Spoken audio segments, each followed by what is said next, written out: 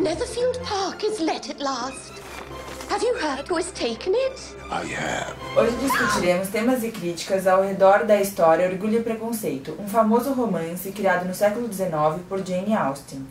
Nossa resenha, no entanto, centralizará na adaptação cinematográfica de 2005, dirigida por John Wright, que conta com a atuação de Keira Knightley e Matthew Macfadyen, representando, respectivamente, Elizabeth e Darcy.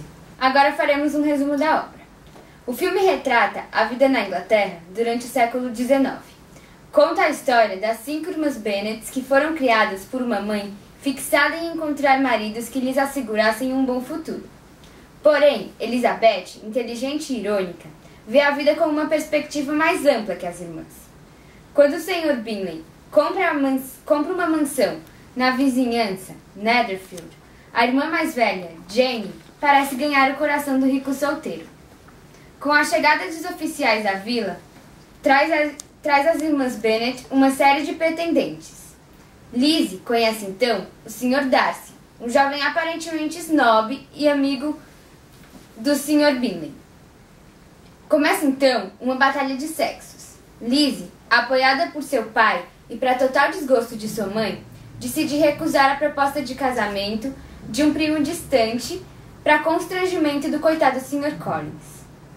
Quando o bem-intencionado Sr. Bingley volta para Londres, subitamente deixa Jane desolada.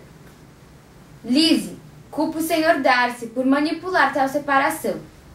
Porém, uma crise envolvendo a irmã caçula, Lydia, acaba abrindo os olhos de Lizzie para a verdadeira natureza de seu relacionamento com o Sr. Darcy. Todo esse turbilhão de emoções não deixa ninguém intacto e inspira os Bennet e todos à sua volta a confirmarem o que é mais importante na vida. Agora falaremos sobre alguns aspectos do filme. A história se passa em plena Revolução Industrial, onde é muito presente os valores burgueses. Um desses valores é a divisão entre a burguesia e o proletariado. A burguesia é o dono dos serviços e que, por conta disso, não apresenta esta trabalhando em nenhuma parte do filme. Você poderia nos falar como vivia a burguesia no século XIX na Inglaterra? Bom, burguesia na Inglaterra, se a gente for pensar nessa pergunta, ela é muito ampla. Então, assim, qual é a cara da burguesia lá no século XIX na Inglaterra? É a burguesia talvez a mais rica do mundo nesse momento, é a burguesia que está ganhando muito dinheiro, né, com inúmeras possibilidades e meios, né? Tratados comerciais, coisa que ela já vinha fazendo, vocês devem se lembrar, tratado com o Brasil, né? Que é tratado de mito. A Inglaterra se deu muito bem com isso, ganhou dinheiro, fez a Revolução Industrial e nesse momento ela é a maior exportadora de produtos industriais, né, que existe no mundo. Então, assim, é uma burguesia que lucra, continua lucrando com tratados, vou citar outros, os de 1810, né, Portugal, que na verdade é um tratado assinado com o rei português, mas que já está no Brasil. Então isso também traz lucro para a Inglaterra. A Inglaterra é um país que vai desenvolver um projeto, um processo, né, chamado imperialismo e neocolonialismo. Não é ela única, mas ela é a maior beneficiária dele. Então ela também acaba ganhando muito dinheiro com isso. O resultado é que a burguesia da Inglaterra, ela nunca viu tanto dinheiro na vida. Ela nunca ganhou, assim, mais do que nesse momento histórico. É o período áureo, né, que a gente chama de era vitoriana. E essa burguesia, nesse momento, ela vive o que a gente chama de espírito da Belle Époque. Né? O que é isso? Um momento que havia um estado de espírito positivo na Europa, acreditava-se que a guerra ela seria algo improvável e que as relações diplomáticas perdurariam, né, superariam a questão da guerra. E essa burguesia muito satisfeita com essas condições, que depois vão se revelar aí um tanto ilusórias, né, porque os países estavam se armando para um conflito, essa burguesia ela vai ter as melhores casas, ela vai ter as melhores condições materiais, né, ela vai desenvolver como nunca ela própria um status, né, que não é aquele de quem tentava copiar a nobreza há uns séculos atrás, mas existem os prazeres da vida burguesa. Então, a individualidade representada nessas condições materiais, ter a própria casa, ter o próprio imóvel, ter os objetos pessoais, automóveis, ter as suas condições diferenciadas em relação a outra parte da população, exigindo ainda um requinte, né, ao se portar à mesa, uma norma de etiqueta, exigindo um requinte, né, no modo de se vestir, no modo de se comportar. O terno, a cartola são tradicionais, né, desse período, representando essa burguesia capitalista. É uma burguesia tão enriquecida, é uma burguesia tão encantada com as suas várias possibilidades, que assim, ela não se incomodou em fazer concessões, né, aos movimentos de trabalhadores, movimentos operários, movimento sindical. Justamente essa situação de opulência, de riqueza, nunca antes vista, que permite essa burguesia, ou permite a Inglaterra, ter as condições materiais de existência melhores, né, e permite a Inglaterra ter a primeira legislação trabalhista do mundo. Ou seja, ela é o grupo mais rico dentro da Inglaterra, ela é o grupo que desenvolveu um modo, né, de se comportar, de se vestir, né, uma cultura própria. Ela é a burguesia mais rica do mundo nesse momento. Apesar de Orgulho e Preconceito centralizar na relação entre os dois personagens principais, também foca no estado da mulher no proletariado e nos oferece uma visão dentro do mundo feminino de decisões de casamento, rumo de vida e realidades sociais, onde a mulher da época não participava de sociedade como força de trabalho. Por isso, elas tinham basicamente uma opção: casar-se. O filme Orgulho e Preconceito retrata uma história romântica semelhante às novelas televisivas. O que a senhora pode falar sobre esse período? Então, eu tenho que lembrar que eu assisti Orgulho e Preconceito há pouco tempo, mas que eu li a obra há muitos anos. Quando eu assisti Orgulho e Preconceito, eu percebi como a personagem romântica é uma mulher sensível, ligada à literatura, mas presa a um padrão cultural.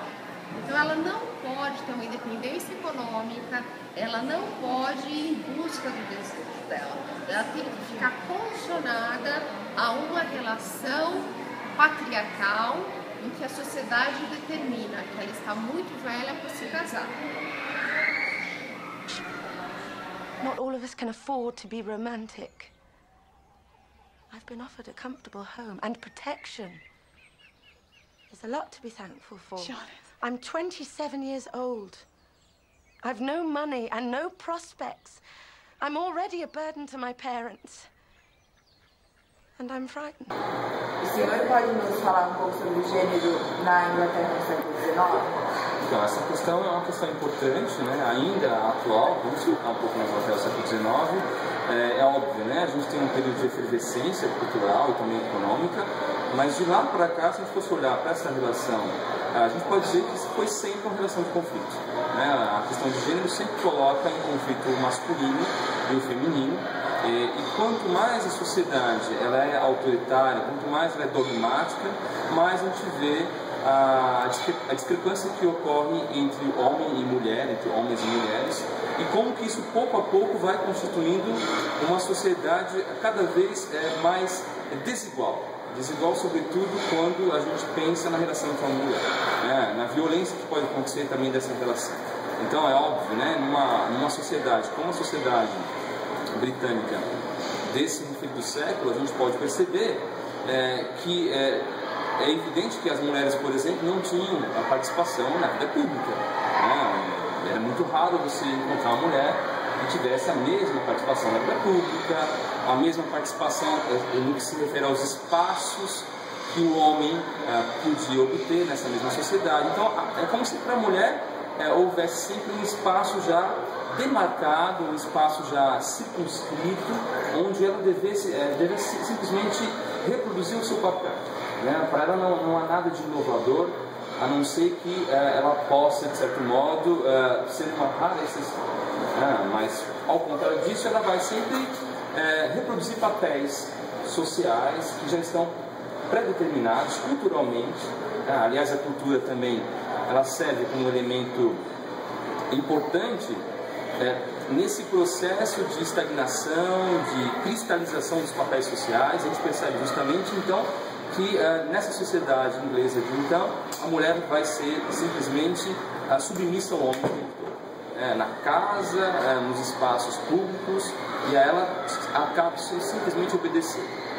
E se a gente fosse pensar nisso, óbvio, avançamos muito quando a gente repara nessa questão, mas é como se ainda houvesse resquícios dessa dominação masculina, sobretudo hoje, em algumas sociedades, até mesmo na nossa.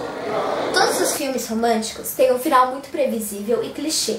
Porém, o foco principal deles é o desenvolvimento do relacionamento entre os personagens principais. E todas as mulheres, que são a maioria que assistem, elas sempre procuram por um final feliz de conto de fadas. O que torna Orgulho e Preconceito um clássico da literatura? E qual é a principal mensagem da história? Bom, a resposta está no título, Orgulho e Preconceito, que apresenta as duas personagens principais, Elizabeth e Darcy, como opostos polares em vários aspectos, incluindo personalidade e até mesmo classe social. Porém, por causa do seu orgulho e preconceito, eles passaram a ter desdém de um do outro por muito tempo antes de reconhecerem que existe muito mais para uma pessoa do que apenas o superficial. Essa falha é constante não apenas em relacionamentos de caráter romântico, mas também no dia a dia, especialmente em uma sociedade recheada de estereótipos e que constantemente aplica rótulos às pessoas. E entre outros problemas de caráter social, que só ajudam a dividir e afastar cada vez mais as pessoas, tornando-o um clássico por ser uma obra que aborda um tema constante e universal na sociedade. Orgulho e Preconceito é composto por várias críticas sobre a burguesia inglesa do século XIX. O filme reflete sobre o casamento, que era um dos ideais burgueses. Assim, o filme agrada principalmente ao público feminino, que idealiza o famoso final clichê, que, apesar de previsível, sempre visam no relacionamento entre os personagens.